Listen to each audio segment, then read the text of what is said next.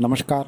अगर आपके ऊपर बहुत सारा कर्जा है, आपकी बारंबार बहुत सारी वित्त हानि हो रही है, पैसे की किल्लत आ रही है, बहुत सारा कष्ट करने के ऊपर भी पैसे अगर घर में जमा नहीं हो रहे हैं, तो इस वीडियो को एंड तक देखना ना भूलिए, क्योंकि इस वीडियो में मैं ऐसे 2 या 3 उपाय बताने जा रहा हूँ जो अगर आप ठीक से सुनोगे तो उसके माध्यम से आपको आर्थिक जो भी लाभ है वो होना शुरू हो जाएगा। आपके पैसे की किल्लत धीरे धीरे नष्ट हो जाएगी और चमत्कारिक रूप से यह मंत्र और बाकी की विधियाँ आपके लिए कार्य करेगी। तो अगर आप ये सारी बातें सुनना चाहते हैं, विधि और मंत्र और बाकी की चीज़ें समझना चाहते हैं, तो वीडियो को एंड तक देखना ना भूलिए। साथ में ही हमारे चैनल को सब्सक्राइब करें, वीडियो को लाइक करें और ज़्यादा से ज़्यादा लोगों तक इन्हें पहुँचाइए। तो सीधे सीधे विधियों पर आते हैं और बाकी की चीज़ें देखते हैं। तो हमारे पास जैसे बहुत सारे साधक आते हैं जो बहुत सारी समस्याओं से ग्रसित रहते हैं। इसमें से ज़्यादातर लोग आर्थिक प्रकार की हानियों से गुजर रहे होते हैं। आर्थिक हानियों के लिए बहुत सारे मंत्र जाप करके और बाकी की चीज़ें करने पर भी बहुत सारे लोगों को रिजल्ट नहीं आता। तो ये उन लोगों के लिए है वो जो बहुत सारी प्रयत्न करके थक गए हैं, उनको अभी इस उपासना मार्ग से कुछ भी नहीं होगा ऐसा अगर आपको लग रहा है तो थोड़ा रुकिए, ये वीडियो देखिए, इसमें जो भी विधि बताई है वो भी देखिए और उसके बाद ये करने के बाद बाकी का निर्णय कीजिए। तो मैं वीडियो को शुरू कर रहा हूँ। तो हमारे यहाँ पे ऐसे ही एक साधक आए थे। उनकी भी आर्थिक परिस्थिति बहुत थोड़ी सी ऐसी चल रही थी कि उनके घर में कमाने वाला एक अकेला लड़का था और उनके जो पिताजी थे उनकी जॉब वगैरह चली गई थी, और दूसरा एक था कि उनको कुछ बीमारी थी, वो अचानक से चक्कर वगैरह आकर गिर जाते, इसकी वजह से उनको जॉब से निकाला गया था। तो यह सब चीज़ उनके साथ जैसे जैसे होने लगी वैसे वैसे वो अत्यंत हालाकी से और हालात से तंग होने लगे।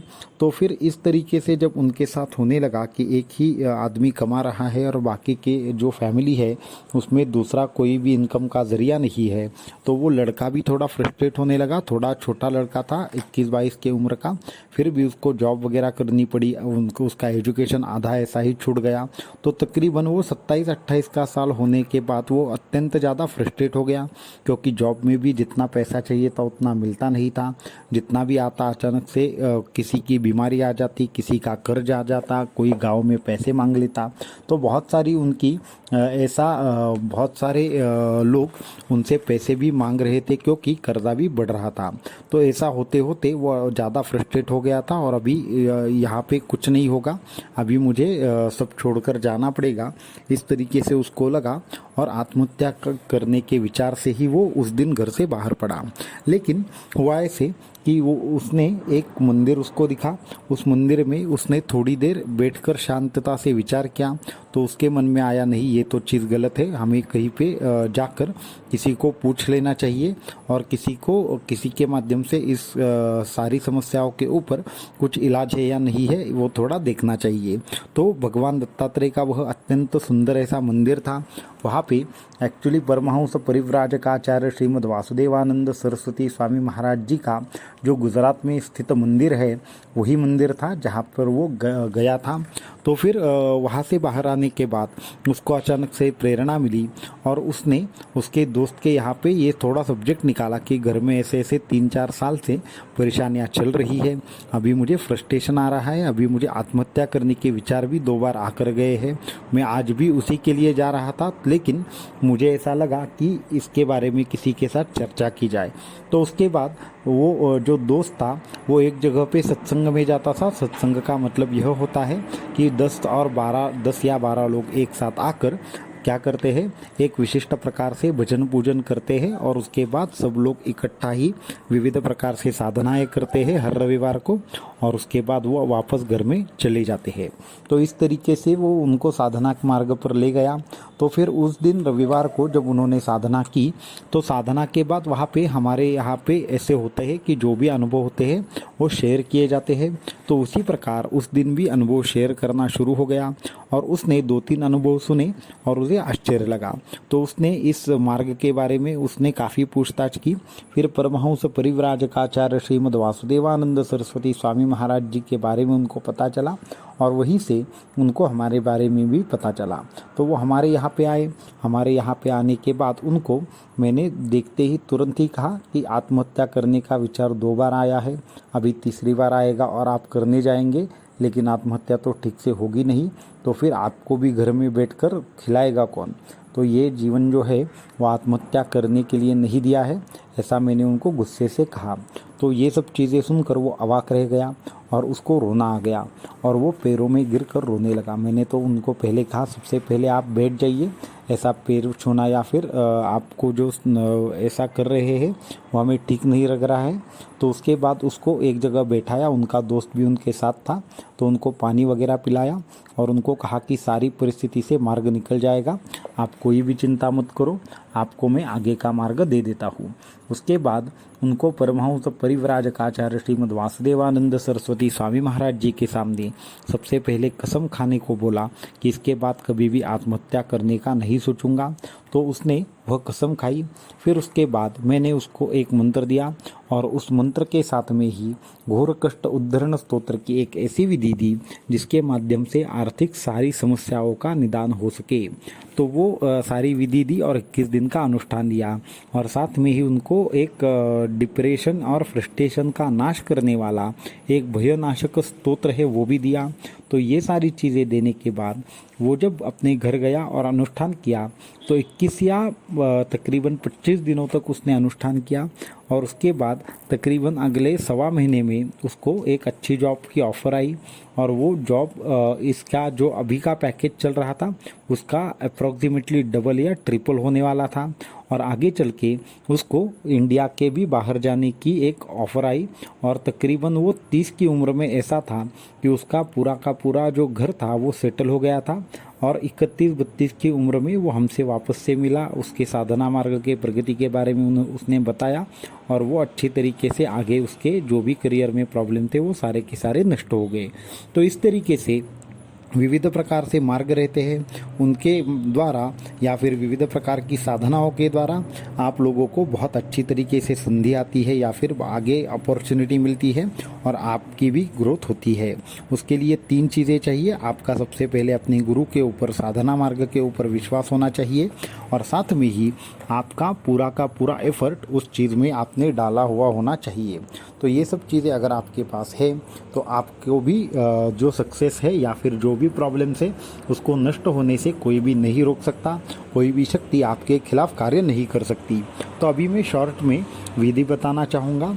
तो ये 2 विधियाँ हैं। तो सबसे पहली विधि है, आपको क्या करना है, घोर कष्ट उद्धरण स्तोत्र का पाठ करना है। घोर कष्ट उद्धरण स्तोत्र क्या है? तो घोर कष्ट उद्धरण स्तोत्र ये परमहंस परिव्राजकाचार्य श्रीमद् वासुदेवानंद सरस्वती स्वामी महाराज जी लिखित एक दिव्य स्तोत्र है। तो उसमें घोरात कष्टात उद्धरास्मान नमस्ते, इसी प्रकार से भगवान दत्तात्रेय को प्रार्थना की है। और इसके अंत में ये भी कहा है, श्लोक पंचक में तद्यो लोक मंगल वर्धनम प्रपठेन्यतो भक्त्या सश्री दत्त प्रियो भवेत। तो भगवान दत्तात्रेय को प्रिय करने वाला, भगवान दत्तात्रेय की कृपा प्राप्त करने के लिए ये जो 5 श्लोक, ये जो पूरा का पूरा घोर कष्ट उद्धरण स्तोत्र है वो 5 श्लोकों का है। तो ये 5 श्लोक जो भक्ति भाव से पठन करता है उसके ऊपर भगवान दत्तात्रेय की कृपा बन जाती है। तो इस तरीके से ये भगवान दत्तात्रेय का अत्यंत प्रिय स्तोत्र है।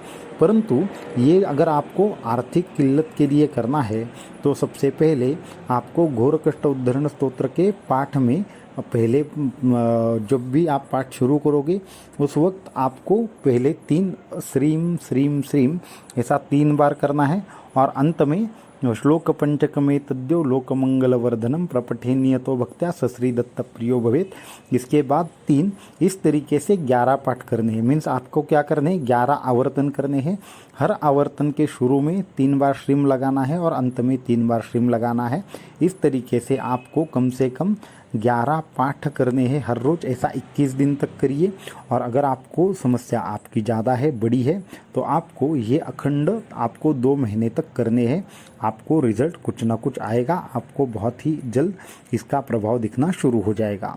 दूसरी एक चीज़ मैं बोलना चाहता हूँ कि आपको क्या करना है कि आपको एक और मंत्र का जाप करना है कि जिससे आपके आर्थिक जो प्रॉब्लम है वो कम होना शुरू हो जाएगा। लेकिन उसके लिए आपके पास कमलाक्ष की सिद्ध माला होनी चाहिए।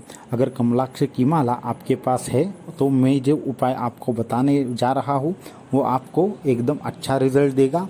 नहीं तो अगर कमलाक्ष की सिद्ध माला आपके पास नहीं है तो ये उपाय उतना ज़्यादा असरदार तरीके से कार्य नहीं करता। तो उसके लिए जो भी मैं उपाय अभी बताने जा रहा हूँ उसके लिए कमलगड्डे की माला आपके पास होनी चाहिए। आप बाज़ार से ला सकते हैं, अगर आपको चाहिए तो हमसे भी मंगवा सकते हैं।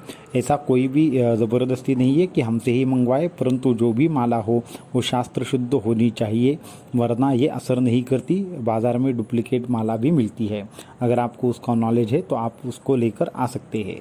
तो उसके लिए सबसे पहले आपको पीला आसन लगेगा। आसन तो आपका सिद्ध होना चाहिए, उसके ऊपर पीला वस्त्र डाल के बैठना है। दक्षिण दिशा चाहिए तो दक्षिण दिशा में या पूर्व दिशा में मुख कर कर बैठे। और उसके बाद कमलगड्डे की माला के ऊपर आपको एक मंत्र का जाप करना है। वो मंत्र कुछ इस प्रकार है, ओम श्रीम कमलवासिन्यै स्वाहा, ओम श्रीम कमलवासिन्यै स्वाहा। और एक बार मंत्र सुनिए, ओम श्रीम कमलवासिन्यै स्वाहा। तो इस मंत्र का आपको कमलाक्ष की माला के ऊपर पीले वस्त्र धारण करके पीले आसन पर बैठकर दक्षिण या पूर्व दिशा में बैठकर आपको सिर्फ और सिर्फ क्या करना है, 21 माला जाप करना है हर रोज़। ऐसा कम से कम आपको 3 महीने तक करना है। और जब भी आपके पास पैसे आए तो आपको किसी एक को खाना खिलाना है।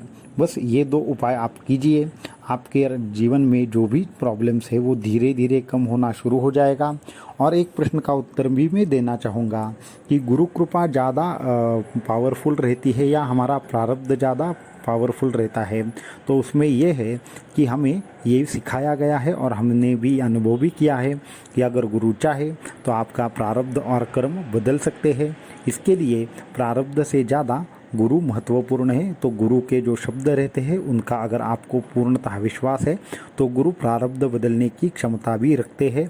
परंतु आपको ये पहचान उसकी होनी चाहिए कि सच में हमारे गुरु हमारा प्रारब्ध बदलते हैं या नहीं बदलते, ये आपको विश्वास है। अगर है तो ही आपके गुरु आपका प्रारब्ध बदलेंगे। गुरु प्रारब्ध बदलने से पहले शिष्य की परीक्षा लेते हैं, उसका उनके ऊपर कितना विश्वास है वह देखते हैं और उसी के बाद उसका प्रारब्ध बदलते हैं। तो प्रारब्ध पे विश्वास करने से ज़्यादा अच्छा है आप अपने गुरु पर विश्वास करें। अगर आपका गुरु के ऊपर विश्वास है तो प्रारब्ध आपके गुरु के हाथ में है, ये हमेशा याद रखिए। तो इसके लिए प्रारब्ध से ज़्यादा प्रयत्न को महत्व दीजिए और प्रयत्न से ज़्यादा अपने गुरु पर श्रद्धा रखिए।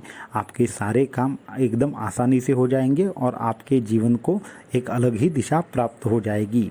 तो आज के वीडियो में इतना ही। अगले वीडियो में कुछ और चीज़ें लेकर आपके साथ हम जुड़ेंगे। अवधूत चिंतन श्री गुरुदेव दत्त।